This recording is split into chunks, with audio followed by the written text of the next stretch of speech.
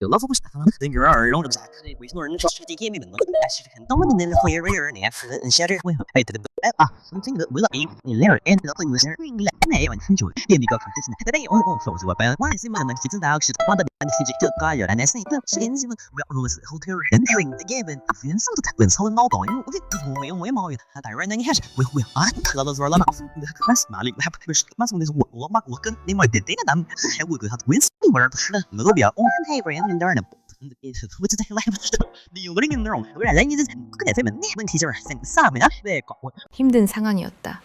주변 이웃들은 그가 아내를 자주 폭행하고 학대했다고 증언했다. 분노에 찬 남편의 폭력과 불행한 결혼 생활 속에서 황바오 마오는 위안을 찾았다. 그리고 그녀의 위안은 다름 아닌 남편의 친구 농용성이었다. 경찰은 이 두 사람의 수상한 관계에 주목했다. 그리고 곧이어 충격적인 사실이 드러났다. 야오장다오가 실종된 8월 8일 황바오 마오는 낯선 번호로 시동생에게 전화해 남편이 집을 나갔다고 알렸다. 통화 기록을 추적한 결과 8월 5일 오후 6시 24분부터 7시 43분까지 농융성과 랴오장다오 사이에 3통의 통화가 오갔음이 확인되었다. 그리고 8월 7일 오후 7시 58분 랴오장다오의 마지막 통화 상대 역시 농융성이었다. 이러한 정황 증거들은 농융성과 황바오마오가 단순한 지인 관계가 아니라 랴오장다오의 죽음에 깊숙이 연관되어 있음을 시사했다. 특히 황바오마오가 사건 당일 남편이 아닌 시동생에게 연락했다는 점, 그리고 마지막까지 랴오장다오와 통화한 사람이 농융성이었다는 점은 그들의 관계가 단순한 불륜을 넘어 살인 공모로 이어졌을 가능성을 강력하게 뒷받침했다. 2명의 용의자는 곧바로 신문을 받게 되었다. 경찰은 그들의 눈빛과 미세한 표정 변화 하나까지 놓치지 않으려 했다. 그들의 침묵은 길었고 그 침묵 속에는 랴오장다오의 끔찍한 죽음과 관련된 어두운 비밀이 깊이 잠들어 있었다. 황바오마오는 처음에는 완강히 부인했지만 경찰이 통화 기록과 주변 증언을 들이밀자 눈빛이 흔들리기 시작했다. 농융성은 그녀보다 더 침착해 보였지만 그의 굳게 담은 입술은 곧 터져나올 비밀을 감추고 있는 듯했다. 이 모든 퍼즐 조각들이 맞춰지면서 사건은 단순한 살인 사건을 넘어선 사랑과 배신, 그리고 욕망이 뒤엉킨 잔혹한 드라마로 변모하고 있었다. 은밀한 관계의 시작과 살인 공모. 농융성은 처음에는 모든 것을 부인했지만 경찰이 들이민 증거들 앞에서는 더 이상 침묵을 지킬 수 없었다. 그는 천천히 그러나 모든 진실을 털어놓기 시작했다. 그의 목소리에는 후회와 함께 알 수 없는 냉정함이 섞여 있었다. 이야기는 2014년으로 거슬러 올라간다. 랴오장다오와 농융성은 광시이 같은 마을 출신으로 함께 포산으로 일자리를 찾아왔다. 두 가족은 같은 건물에 살게 되었고 자연스럽게 교류가 잦아졌다. 바로 그때 농융성의 눈에 들어온 것은 랴오장다오의 아내 황바오마오였다. 황바오마오는 남편의 폭언과 폭력에 시달리며 종종 농융성에게 자신의 불행한 결혼 생활을 하소연했다. 그녀의 눈물과 한숨은 농융성의 동정심을 자극했고 이들의 관계는 점차 단순한 위로를 넘어 금지된 영역으로 빠져들었다. 2014년 4월 황바오마오가 포산에 온 지 2달 만에 두 사람은 불륜 관계를 시작했다. 그들의 미래는 점점 대담해졌고 비밀은 결국 랴오장다오의 귀에 들어갔다. 분노에 찬 랴오장다오는 아내를 무자비하게 폭행했고 농융성에게는 만약 계속 내 아내를 만난다면 너를 죽여버릴 것이다 라고 섬뜩한 경고를 날렸다. 1년 넘게 이어진 불륜 관계가 파국을 맞은 순간이었다. 2015년 8월 초 황바오마오는 남편의 폭행에 더 이상 견딜 수 없다며 농융성에게 충격적인 제안을 했다. 남편을 죽여달라는 것이었다. 농융성은 처음에는 이 잔인한 제안을 거절했다. 랴오장다오가 가족의 생계를 책임지고 있었기 때문이다. 그러나 황바오마오는 끈질기게 그를 설득했다. 그녀는 남편이 죽으면 스폰서를 찾아 돈 걱정 없이 살 수 있다며 농융성에게는 금전적 요구가 전혀 없음을 강조했다.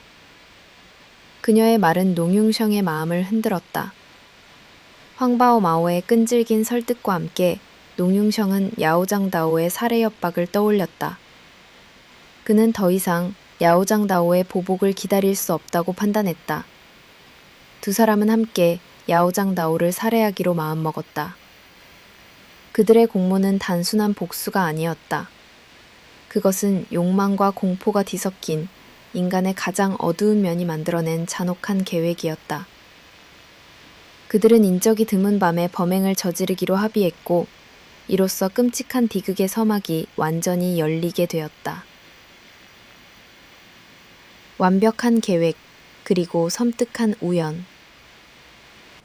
황바오마오와 농융성은 랴오장다오를 살해하기 위한 치밀한 계획을 세웠다. 그들은 범행 현장으로 인적이 드문 곳을 물색했고 시신을 유기하기 쉬운 강가 근처로 최적의 장소로 점찍었다.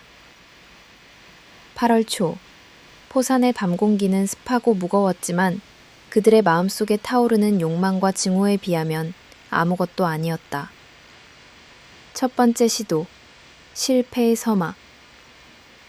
8월 5일 밤, 농융성은 야오장다오 부부를 미리 정해둔 장소로 불러냈다.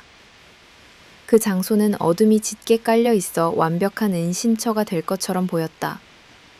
그러나 막상 도착하자 두 사람은 예상치 못한 상황에 맞닥뜨렸다. 어둠을 뚫고 지나치게 밝은 가로등 불빛이 범행 장소를 환하게 비추고 있었던 것이다. 마치 하늘이 그들의 잔혹한 계획을 비웃기라도 하듯 환한 빛은 모든 것을 낱낱이 드러낼 것만 같았다.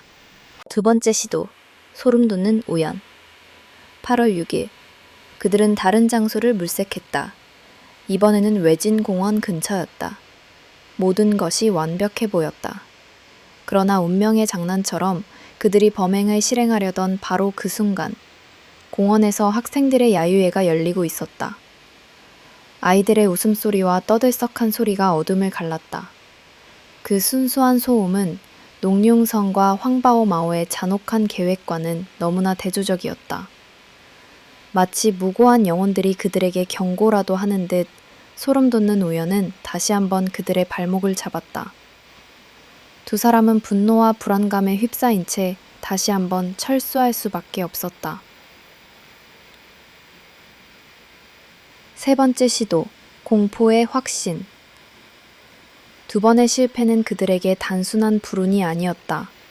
그것은 마치 알 수 없는 힘이 그들의 계획을 방해하고 있다는 섬뜩한 경고처럼 느껴졌다. 그러나 그들의 마음속에 뿌리내린 증오와 욕망은 공포를 압도했다. 그들은 8월 7일 밤 마지막으로 롱롱다리 아래의 강가를 범행 장소로 정했다. 이곳은 인적이 드물고 강물이 깊어 시신을 유기하기에 더할 나위 없이 완벽했다. 이제 더 이상의 실패는 없었다. 두 사람은 서로의 눈을 마주보며 섬뜩한 확신을 얻었다. 그들의 눈빛에는 더 이상 망설임이 없었다. 그 밤, 그들은 돌이킬 수 없는 죄악의 길로 한 발 더 깊숙이 들어섰다. 운명의 밤, 그리고 숨막히는 침묵. 8월 7일 밤, 롱롱다리 아래는 깊은 어둠에 잠겨 있었다. 강물은 검은 비단처럼 소리 없이 흐르고 희미한 달빛만이 수면에 닿아 반짝거렸다. 이 고요함 속에서 농용성과 황바오마오 그리고 랴오장다오는 운명의 삼자대면을 하고 있었다. 농용성은 미리 준비한 술과 음식을 내밀며 평소와 다름없이 다정하게 굴었다. 그러나 그의 심장은 맹렬하게 요동치고 있었다. 그는 랴오장다오에게 끊임없이 술을 권했다. 형님, 한 잔 더 받으십시오. 오늘 기분이 참 좋습니다. 농용성의 목소리는 미소 뒤에 숨겨진 차가운 칼날처럼 날카로웠다. 랴오장다오는 아무것도 모른 채 술잔을 연거푸 비웠다. 그는 평소처럼 아내에게 소리를 지르고 농용성을 무시했다. 하지만 그가 술에 취해 갈수록 그의 눈은 흐릿해지고 몸은 무거워졌다. 황바오마오는 남편의 술잔이 비워질 때마다 소름 끼치는 미소를 지으며 농용성과 눈빛을 교환했다. 그들의 눈빛은 살인 공모자의 그것이었다. 혐오, 복수, 그리고 이제 곧 이루어질 자유에 대한 열망이 뒤섞여 있었다. 밤 10시가 넘어가자 야오장다오는 거의 행설수설해졌다. 바로 그때 황바오마오가 자리에서 일어섰다. 그녀의 목소리는 극도로 낮았고 그들이 미리 약속했던 신호였다. 저 잠시 화장실에 좀 다녀올게요. 그녀의 말은 농융성에게 모든 것을 시작하라는 신호였다. 농융성의 손은 차가워졌고 심장은 망치질하듯 격렬하게 울렸다. 그러나 바로 그때 야오장다오가 비틀거리며 황바오마오를 붙잡았다. 어딜 가려고? 내가 여기 있는데. 그는 술에 취해 흐느적거리면서도 분노를 감추지 못했다. 랴오장다오는 황바오마오를 거칠게 밀쳤고 황바오마오는 비명을 지르며 넘어졌다. 이 예상치 못한 상황에 농융샹의 이성은 마비되었다. 그는 랴오장다오를 말리려 했지만 랴오장다오는 오히려 그에게 달려들었다. 이 자식, 감히 내 아내를 건드려? 둘 다 죽여버릴 거야. 랴오장다오의 눈빛은 살기로 가득 차 있었다. 바로 그때 농융샹의 손에 들려있던 새 파이프가 섬광처럼 번쩍였다. 그의 얼굴에는 더 이상 망설임이 없었다. 증오와 공포가 뒤섞인 그의 눈빛은 이성을 잃은 맹수와 같았다. 쇠 파이프는 랴오장다오의 머리를 강타했다. 둔탁한 소리가 어둠 속을 갈랐고 랴오장다오는 비명조차 지르지 못한 채 쓰러졌다. 그의 몸은 싸늘한 바닥에 축 늘어져 있었다. 그들의 눈앞에는 이제 돌이킬 수 없는 죄악의 흔적만이 남았다. 마지막 몸부림 그리고 침묵의 증인 쇠파이프가 야오장다오의 머리를 강타하자 둔탁하고 소름 끼치는 소리가 어둠 속을 갈랐다. 야오장다오는 단말마의 비명조차 지르지 못한 채 쓰러졌다. 그의 몸은 축 늘어졌고 차가운 땅에 닿은 그의 머리에서는 검붉은 피가 서서히 스며나왔다. 황바오 마오는 비명을 지르려 했지만 목구멍에서 소리가 나오지 않았다. 그녀는 입을 틀어막고 몸을 떨었다.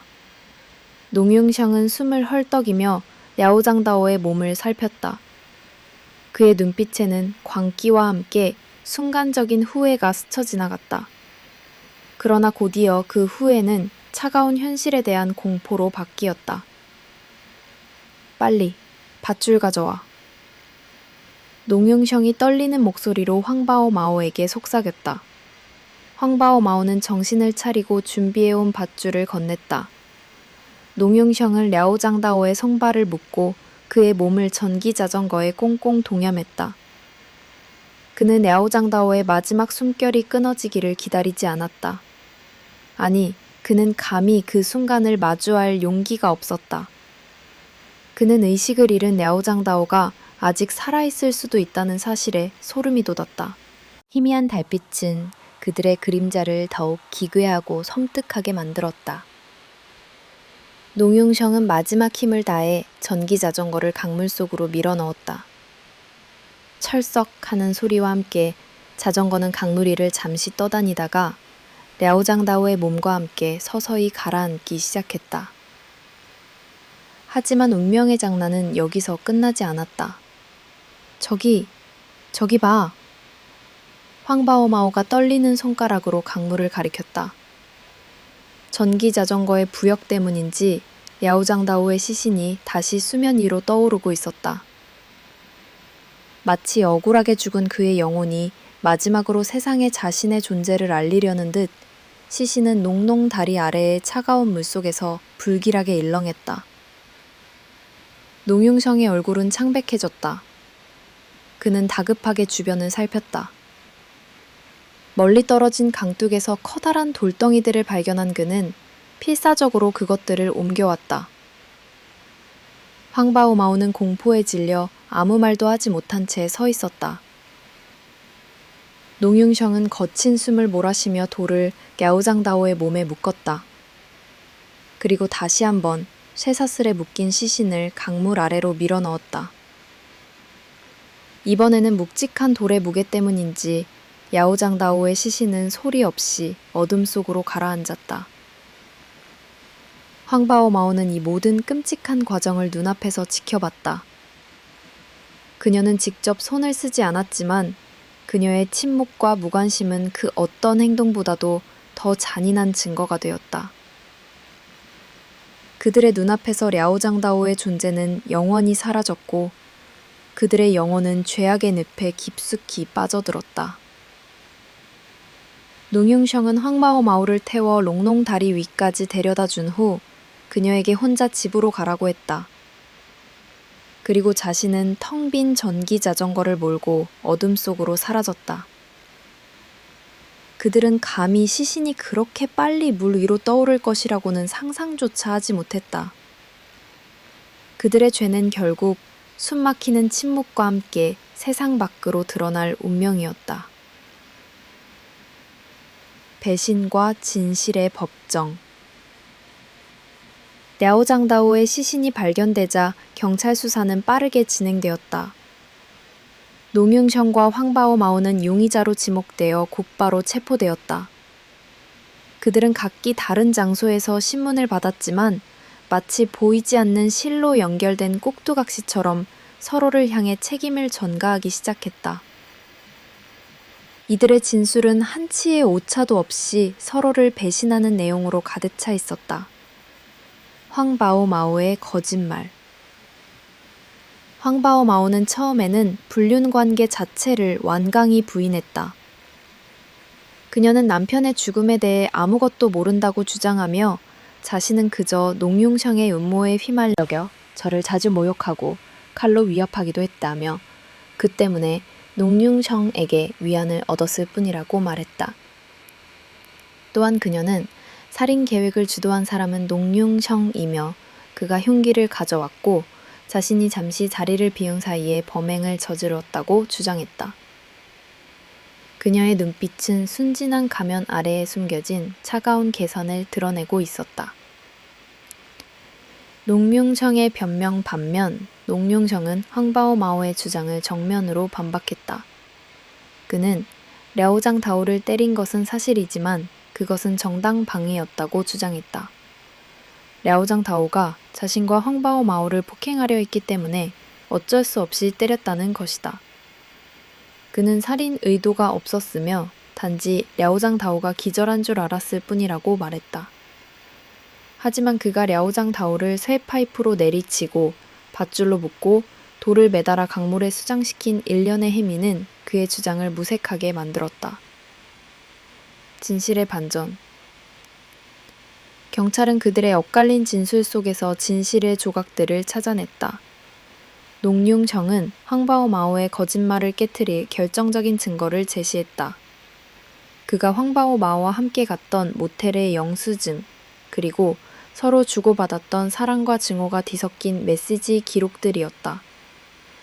이 증거들 앞에서 황바오마오의 완벽한 가면은 산산조각 났다.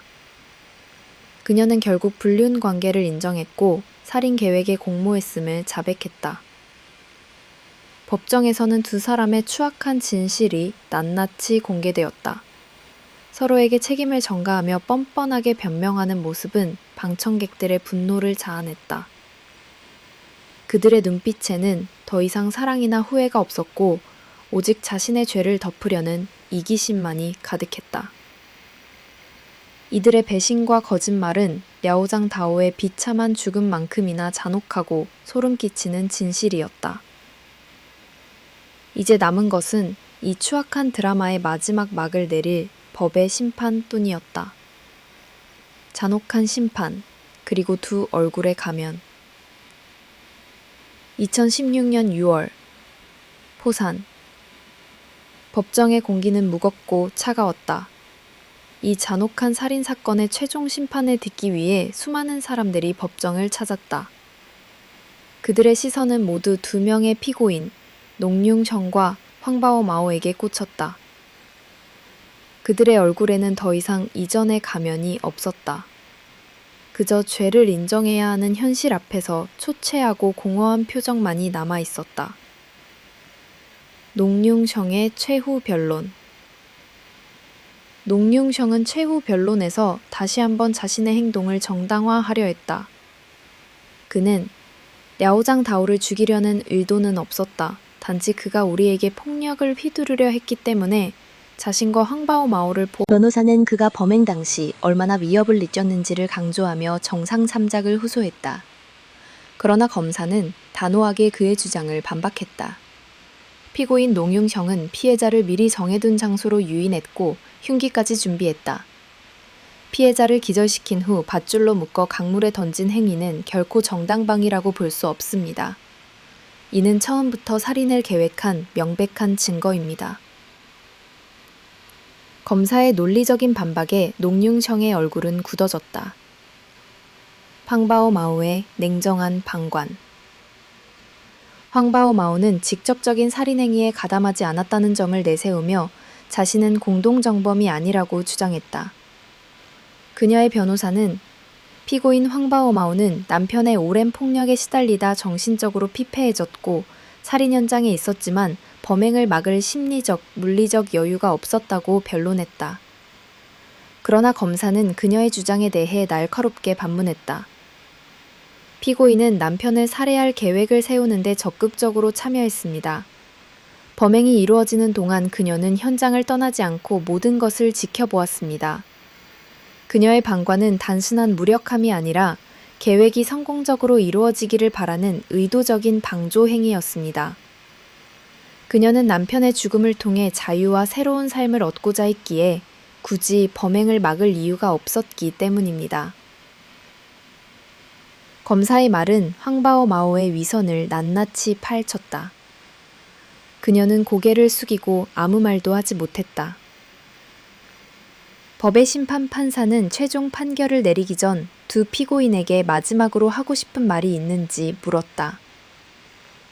농융성은 눈물을 흘리며 후회하는 듯한 모습을 보였다. 반면 황바오마오는 침묵했다. 그녀의 눈동자에는 아무런 감정도 읽히지 않았다. 마치 이 모든 것이 자신과는 아무런 상관없는 일인 듯 냉정했다. 마침내 판사는 판결문을 낭독했다. 피고인 농융성과 황바오마오는 고의적인 살인죄가 인정된다. 피고인 농융성은 직접적으로 살인을 실행했으며 그 죄질이 매우 무겁다. 따라서 사형에 처한다. 피고인 황바오마오는 비록 살인을 직접 실행하지는 않았으나 공모하여 범행을 도왔고 현장에서 이를 방관했다. 그 죄 또한 결코 가볍지 않다. 따라서 무기징역에 처한다. 판결이 내려지자 법정은 순간적으로 술렁거렸다. 농융성은 절망에 찬 표정으로 고개를 떨궜다.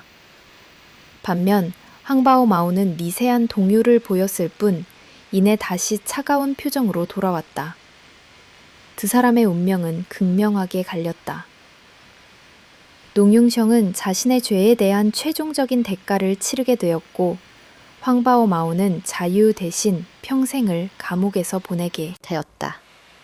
그들의 추악한 욕망과 배신은 결국 그들 자신을 파멸로 이끌었다. 랴오장다오의 죽음은 그들의 끝없는 욕심이 낳은 비극적인 결말이었다. 단죄의 순간, 그리고 옥중의 고해, 포산법정의 판결은 단호하고 명확했다. 농융성에게는 사형이라는 극형이, 황바오마오에게는 무기징역이라는 종신형이 선고되었다. 이 잔혹한 드라마의 마지막 막이 내린 순간이었다. 두 사람의 얼굴은 각기 다른 방식으로 그들의 운명을 받아들이고 있었다. 농융성. 죽음의 문턱에서 사형 선고를 받은 농융성의 얼굴은 공포와 절망으로 일그러졌다. 그는 믿을 수 없다는 듯 허공을 바라보며 몸을 떨었다.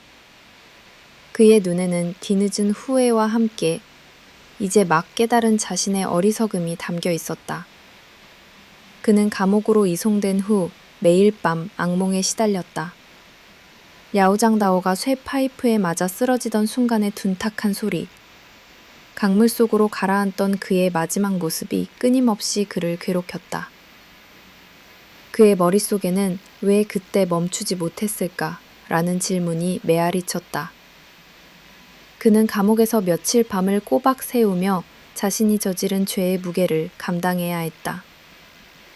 이제 그에게 남은 것은 형 집행을 기다리는 시간뿐이었다. 그의 인생은 끝없는 고통 속에서 끔찍한 죽음으로 막을 내리게 될 운명이었다. 황바오마오. 영원한 감금 속에서 황바오마오는 무기징역 선고를 받자 오히려 안도하는 듯한 미묘한 표정을 지었다. 그녀는 사형을 피했다는 사실에 만족하는 것처럼 보였다. 감옥에 수감된 후에도 그녀는 여전히 자신의 죄에 대해 진심으로 뉘우치지 않는 듯했다. 그녀는 감옥 안에서도 자신이 피해자였다고 생각했다. 남편의 폭력 때문에 어쩔 수 없었다는 변명은 그녀의 마음속에서 여전히 유효했다. 그녀는 감옥의 차가운 벽에 기대어 자신의 지난 삶을 회상했다.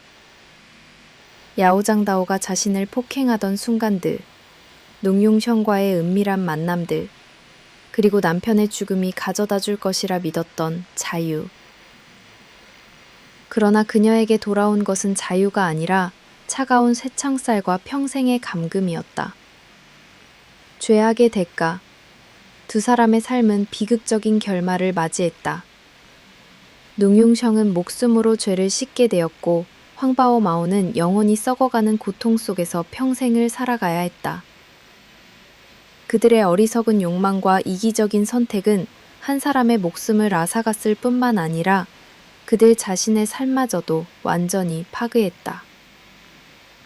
그들의 이야기는 사랑과 증오, 욕망과 배신이 얽힌 인간의 추악한 민낯을 그대로 사람의 죽음에 대한 법의 심판이 아니었다.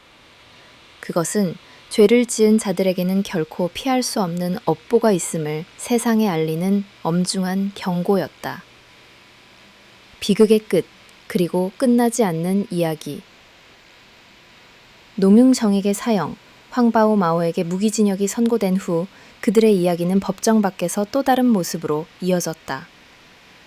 언론은 그들의 잔혹한 범죄를 끊임없이 보도했고 대중은 그들의 추악한 욕망과 배신에 대해 분노와 경악을 금치 못했다. 랴오장다오의 비참한 죽음은 단순히 한 개인의 비극이 아니라 인간의 어두운 본성이 낳은 사회적 경고로 남게 되었다.